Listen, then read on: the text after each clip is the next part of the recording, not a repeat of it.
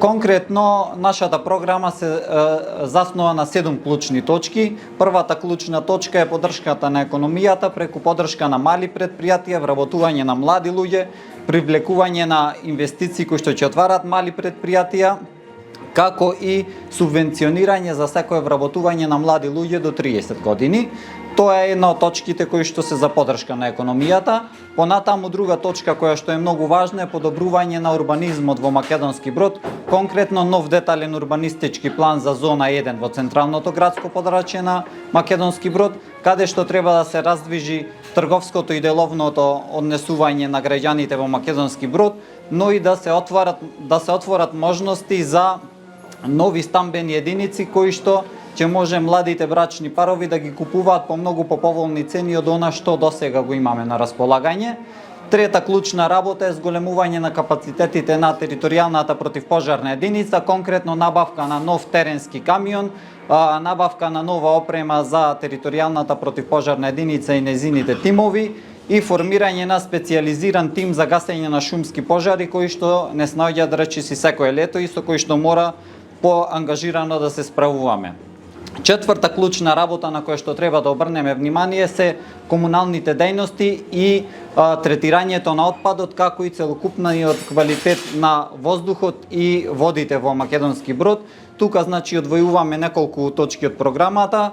Првата е модернизација на депонијата Барбарас и соодветна селекција на тешко распадлив отпад. Втората е повлекување на иницијативи за грижење на водите на река Треска. И третата е многу поефикасно справување со сите типови на отпад кои што се на територија на Македонски Брод и редовно мониторирање на квалитетот на воздухот и на водата во Македонски Брод. Пета клучна точка која што треба да издвоиме од програмата која што се однесува на планот за подобар Македонски Брод е подобрување на образованието, културата и спортот. Тука, значи, во однос на образованието имаме финансиска поддршка на талентирани ученици, имаме поддршка за бесплатна градинка за сите деца чии што родители имаат пониски примања од просечната плата, како и поддршка на студенти кои што можат да бидат во корист на потребите на општина Македонски Брод, а кои што учат одредена струка која што може да помогне на Македонски Брод забрзано да напредува. Шеста точка е демократизацијата на локалната самоуправа и целокупно на Македонски Брод. Тука значи одвојуваме неколку сегменти. Првиот сегмент е вработување јавно согласи според мерит систем, односно според заслуга и според позитивна социјална дискриминација, односно предност при вработување да им се дава на луѓе кои што се од подолни социјални слоеви. И втора работа која што е битна тука да се спомне е исто така и јавно пренесување на седниците на Советот, кое што засега е усвоено, не се имплементира во пракса заради тоа што бројни членови на Советот досега веројатно не покажаа спремност да излезат пред граѓаните и да си го кажат тоа што го имаат и за што конкретно се борат.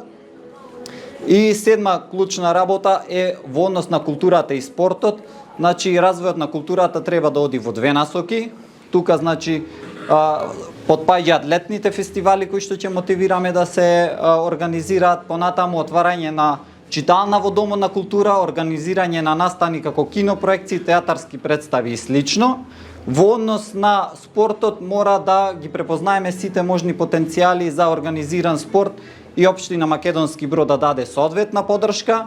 И особено мора да спомнеме дека мора да се залагаме за дигитализација на услугите во општина Македонски Брод со цел да се намали корупцијата и исто така да се посветиме на сите ранливи категории да бидат соодветно заштитени, за да немаме случаи на континуирани одселувања и на млади луѓе и на луѓе кои што не успеале својот просперитет да го најдат во оваа општина.